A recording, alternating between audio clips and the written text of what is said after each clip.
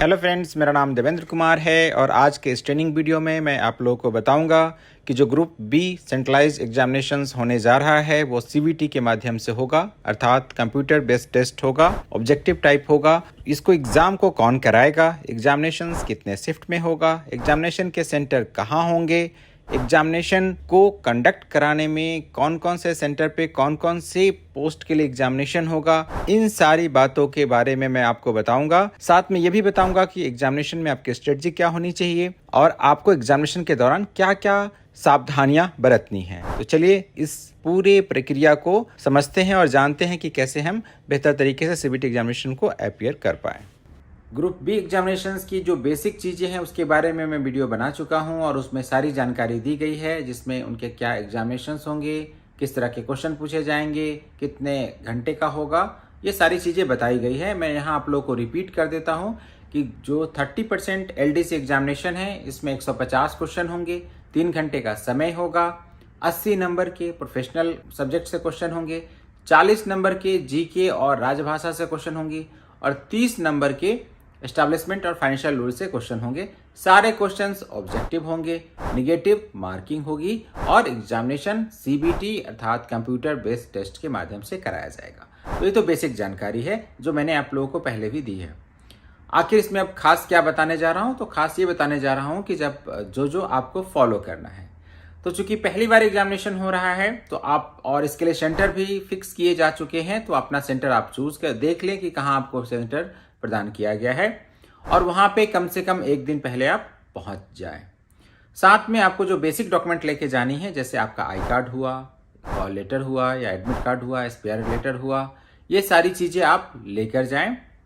ध्यान रखें कि एग्जामिनेशन सेंटर पे 1 घंटा कम से कम एग्जामिनेशन से पहले पहुंच जाएं।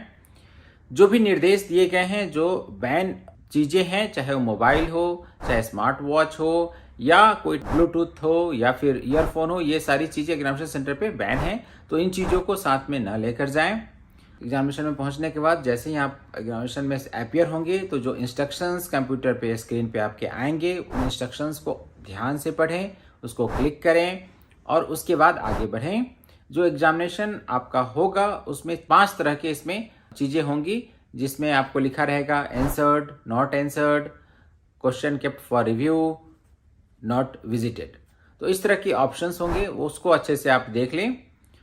जो भी क्वेश्चंस आपको फर्स्ट फेज में आता हो, अच्छे से आता हो, उसको आप सॉर्ट कर लें, उसको आप सॉल्व कर लें। जिस क्वेश्चन में 2 ऑप्शन पे डाउट हो उसको सेकेंड फेज में रखें, जिस क्वेश्चन में 3 क्वेश्चन पे डाउट हो उसको थर्ड फेज में रखें और जिसमें से 4 ऑप्शन में से कोई भी ऑप्शन आपको ना आता हो उसको पूरी तरह से छोड़ दें, क्योंकि यहाँ नेगेटिव मार्किंग है और आपके लिए ये काफी एडवर्स हो सकता है। अगर आप ज्यादा नेगेटिव आपकी मार्किंग अगर हो गई तो आपके लिए जो आपने अच्छे क्वेश्चन सॉल्व किए हैं, जो सही सॉल्व किए, उसमें से भी नंबर डायरेक्ट हो जाएंगे। तो इसका आप ध्यान रखें। एग्जामिनेशन हॉल में आपको बेहतर प्रदर्शन के लिए आपको करना ये होगा कि अभी 1 महीने का समय है, तो इस 1 महीने के समय में सबसे अधिक आप कंप्यूटर का प्रयोग करें। आप खासकर माउस को जो स्क्रॉल करने के लिए और क्लिक करने के लिए उपयोग करना होता है उसको आप उपयोग करें। साथ में अभी 1 महीने के समय में, चूंकि काफी 1 महीने का समय होता है, तो आपने जो कुछ भी पढ़ा है उसको ऑब्जेक्टिव क्वेश्चन को प्रैक्टिस करें। कम से कम हर दूसरे या तीसरे दिन 150 क्वेश्चन का एक सेट लें और उसको पूरा का पूरा 1 गो में 3 घंटे के समय के अंदर बनाने का प्रयास करें। इससे आपकी जो एक्यूरेसी है वो बढ़ेगी, एग्जामिनेशन सेंटर में आपका परफॉर्मेंस बेहतर होगा। चूंकि 80 नंबर का प्रोफेशनल क्वेश्चंस है तो आप उस पर ज्यादा फोकस करें। उसके बाद सेकेंड फेज में 40 नंबर का जीके है और राजभाषा है तो उस पर फोकस करें और जो 30 नंबर के एस्टैब्लिशमेंट और फाइनेंशियल रूल है उसको भी आप एक बार जरूर ध्यान में रखें, क्योंकि प्रोफेशनल सब्जेक्ट में आपको कुछ ना कुछ आता होता है लेकिन बाकी सब्जेक्ट में आपको थोड़ी अधिक मेहनत करने की जरूरत पड़ती है, तो इसका आप ध्यान रखें। एग्जामिनेशन सेंटर में जहां भी क्वेश्चंस में नहीं लिखा हुआ है या कोई टेक्निकल वर्ड लिखा हुआ है उसको ध्यान से पढ़ें। जहां भी एब्रिविएशन दिया हुआ है उस एब्रिविएशंस के एक्यूरेसी को ध्यान रखें कि क्या पूछा जा रहा है और सवाल को फाइनल करने से पहले एक बार उसको क्वेश्चंस को रिपीट ढंग से पढ़ लें ताकि आपकी एक्यूरेसी अत्यधिक रहे और आप बेहतर परफॉर्म कर पाएं। तो ये बेसिक चीजें थी कि एग्जामिनेशन हॉल में आपको क्या क्या करना है। जैसे एग्जामिनेशन सेंटर में आपको टाइम से पहले पहुंचना है, साथ में आपको एडमिट कार्ड कैरी करना है, अपना आई कार्ड कैरी करना है, आपका एसपीआर जो जहाँ काम करते हैं उस पर लेटर अगर आपको ऑथराइज किया गया, लिखा गया इंस्ट्रक्शन में, तो उसको लेके जाना है। एग्जामिनेशन के दौरान आपको काफ़ी कॉन्फिडेंस मेंटेन करना है, आपको अपने आप को बेहतर तरीके से फोकस रखना है क्वेश्चंस पेपर्स पे। क्या आपने आंसर दिया है उसका ध्यान रखना है, जो इंस्ट्रक्शंस उसमें दिए गए हैं उसको फॉलो करना है। जो कि कंप्यूटर बेस्ड है तो इसमें आपको अधिक से अधिक कंप्यूटर की प्रैक्टिस करनी है। तो ये बेसिक चीज़ें थी जो मैंने आप लोगों को बताई।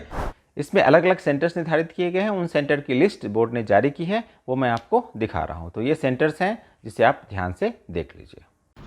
जो एग्जामिनेशन सेंटर है, जैसे कि नॉर्दर्न रेलवे में दिल्ली है, लखनऊ है, अम्बाला है, जालंधर है, देहरादून है। अगर आप एनसीआर की बात करें तो एनसीआर में प्रयागराज है, जो इलाहाबाद पहले कहा जाता था, आगरा है, झांसी है। उसी तरह से एनईआर में देखें तो गोरखपुर है, लखनऊ है, बनारस है, बरेली है। एनएफआर में देखें तो गुवाहाटी है, कटिहार है, सिलीगुड़ी है, मालदा है, कूच बिहार है। इस तरह से सेंटर्स दिए गए हैं। एनडब्ल्यूआर में देखें तो जयपुर है, डब्ल्यूसीआर में देखें तो जबलपुर, भोपाल, कोटा, इटारसी में भी दिया गया है।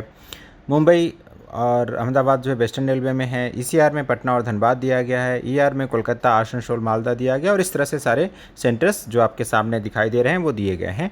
तो आप ये टेंटेटिव है, इसमें सेंटर्स चेंज हो सकते हैं, तो जिस समय एग्ज़ाम होगा उस समय पे ध्यान रखें। मैं आशा करता हूं कि आप लोग इस एग्जामिनेशन में अच्छा प्रदर्शन करेंगे।